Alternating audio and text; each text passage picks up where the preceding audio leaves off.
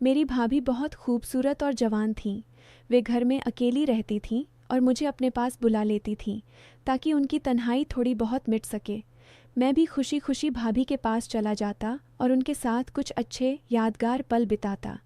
एक दिन भाभी ने मुझे फ़ोन करके कहा, करण, आज शाम को ज़रूर आ जाना, बहुत बोर हो रही हूँ।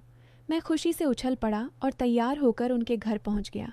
जैसे ही मैं दरवाज़ा खटखटाया, भाभी ने दरवाज़ा खोला। वे उस वक्त हल्के नीले कुर्ते और सलवार में थीं, बाल खुले हुए, चेहरे पर हल्की सी मुस्कान। मुझे देखकर बोली, आओ ना, अंदर आ जाओ, चाय रखी है, अभी गर्म है। मैं ठिठक गया।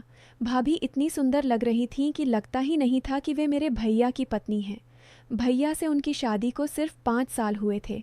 वे 29 साल की थीं, लेकिन दिखती 23-24 की। गोरा रंग, लंबे घने बाल, पतली कमर और वो मुस्कान जो दिल को छू जाती थी। उस वक्त मैं अपने भैया के घर रहने आया था, क्योंकि मेरे मम्मी पापा दोनों 1 महीने के लिए सिंगापुर अपने रिश्तेदारों के पास जा रहे थे। भैया जब मम्मी पापा से मिलने आए तो उन्होंने कहा, करण को मेरे पास छोड़ दो, अकेला रहकर क्या करेगा।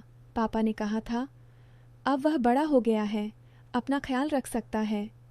लेकिन भैया नहीं माने। मेरी खुशी का ठिकाना नहीं था। मेरे पास पुराने घर की चाबी थी, लेकिन मैं भैया के घर ही रहना चाहता था। भाभी को मैं बचपन से बहुत पसंद करता था। वे सिर्फ खूबसूरत नहीं, बल्कि स्वभाव की भी बहुत मीठी थीं। हंसती रहती, हर किसी को अपना बना लेती। भैया भाभी की जोड़ी सबको पसंद आती थी, लेकिन अभी तक उन्हें कोई औलाद नहीं हुई थी। वे दोनों इसे अपनी किस्मत समझकर सब्र कर रहे थे।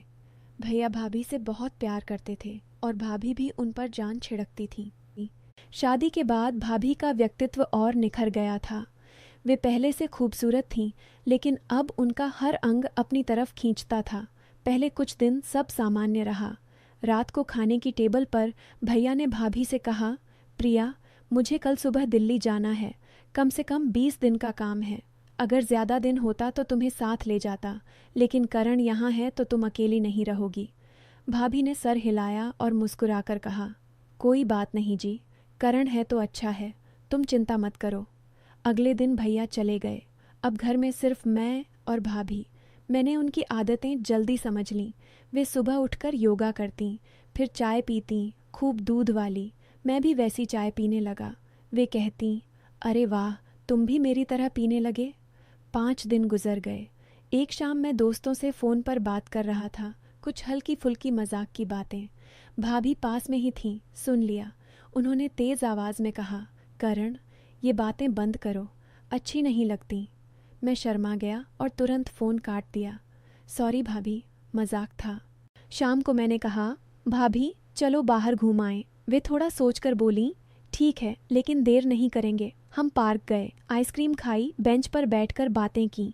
वे बोलीं, करण, तुम्हारे साथ अच्छा लगता है, भैया की कमी थोड़ी कम हो जाती है। मैंने मुस्कुराकर कहा, मैं तो हमेशा आपके साथ हूँ। रात को हमने टीवी पर कोई कॉमेडी शो लगाया। वे मेरे पास बैठी थीं। हंसते हंसते उनका सर मेरे कंधे पर आ गया। मैंने हिम्मत करके उनका हाथ पकड़ लिया। वे कुछ नहीं बोली, बस मुस्कुरा दी। अगले दिन सुबह मैं किचन में नाश्ता बना रहा था। भाभी आईं, मेरे सर पर हाथ फेरा और बोली, वाह, मेरा छोटा भाई इतना बड़ा हो गया कि नाश्ता बना रहा है। मैंने हंसकर कहा, भाभी, बाल खराब हो गए। वे हंस पड़ी, मेरे गाल खींचे। फिर हम दोनों खेल खेल में एक दूसरे को पानी के छींटे मारने लगे। पूरी किचन हंसने खेलने से गूंज उठी। फिर हम मार्केट गए। भाभी ने सफ़ेद सूट पहना था, बहुत प्यारा लग रहा था। मैंने कहा, भाभी, आज तो आप मॉडल लग रही हैं। वे शर्मा गईं। शर्म करो करण, मैं तुम्हारी भाभी हूँ। लेकिन उनकी आंखों में खुशी थी। बाजार से कपड़े, सब्जी, फल सब लिया। लौटते हुए उन्होंने कहा, तुम्हारे साथ बाहर जाना अच्छा लगता है। घर आकर मैंने दूध फ्रिज में रखा। फिर उनके कमरे में गया तो भाभी नहाकर निकली थीं। बाल गीले, हल्का सा गाउन पहना था। मैं ठिठक गया। वे मुस्कुराईं। क्या हुआ, शर्मा क्यों रहे हो? मैंने कहा, कुछ नहीं भाभी, आप बहुत सुंदर लग रही हैं। वे चुप हो गईं, फिर बोलीं, ये बातें मत करो करण। लेकिन उस दिन से बातें बदलने लगीं।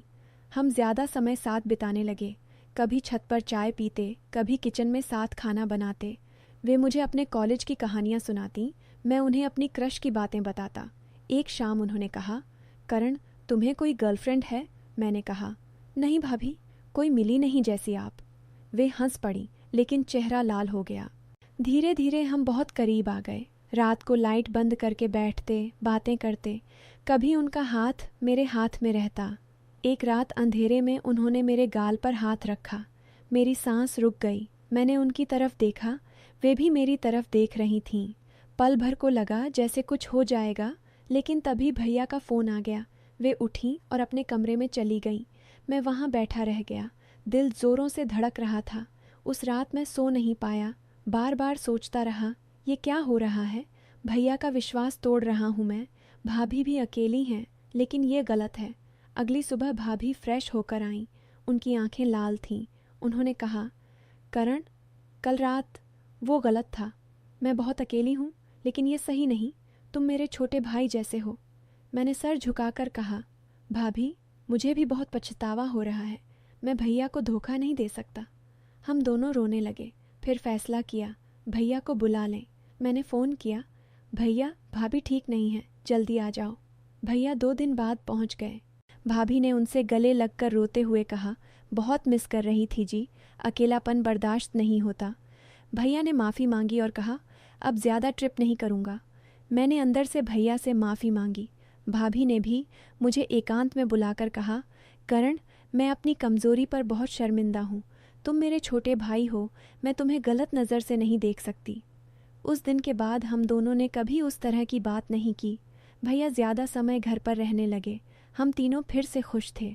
दोस्तों, इस कहानी से सीख ये है कि परिवार में किसी को अकेला छोड़ना ठीक नहीं, लेकिन अगर मजबूरी हो तो भी अपनी मर्यादा का ख्याल रखना चाहिए। शैतान इंसान को बहकाता है, लेकिन सही और गलत के बीच फ़र्क समझना ज़रूरी है। मैं अपनी गलती पर बहुत शर्मिंदा हूँ। भाभी भी अपनी कमज़ोरी पर पछता रही हैं। जीवन में विश्वास सबसे बड़ा खजाना है, इसे कभी तोड़ना नहीं चाहिए।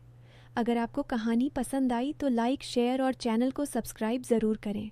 मिलते हैं अगली कहानी में। धन्यवाद।